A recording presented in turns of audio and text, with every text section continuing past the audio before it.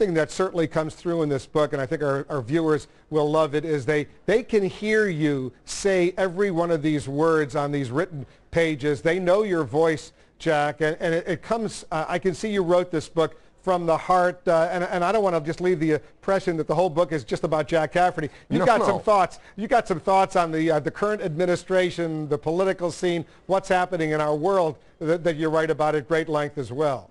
Well, I think there's a sense of betrayal on the part of at least a lot of the people that write to me on this program, Wolf, that they've been betrayed by a government that no longer has their best interests at heart. An 18% approval rating for our Congress, somewhere between 35 and 40% approval rating for our president after as many years as he's been at the controls, and a 70% rating of people in this country that feel we're headed in the wrong direction.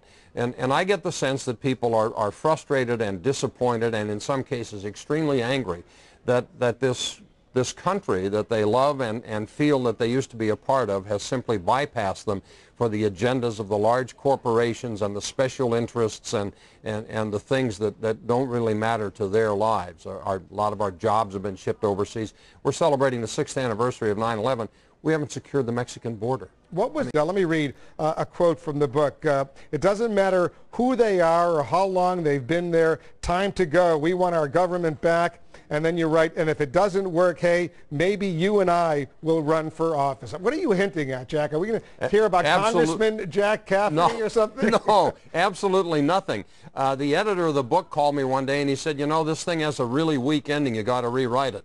So I sat down and rewrote it, and I was thinking, you know, if we can't start voting these crumbs out of office, we're never going to get term limits from the government we have because they'd be denying themselves re-election and a job. So it ain't going to happen. We have to impose the term limits, and the way we do that is at the voting booth. Incumbent, you're out of here. The idea of this government, as envisioned by the Founding Fathers, was sort of like jury duty. You come in for a couple of years off the farm or out of the town, and you go to the Capitol, and you serve your country, and you do the nation's business with, you know, a good, pure heart and do the best for the people you represent, and then you go back. You don't spend 40 years and build up these power bases and these pork projects and all of this garbage that our governments come to represent.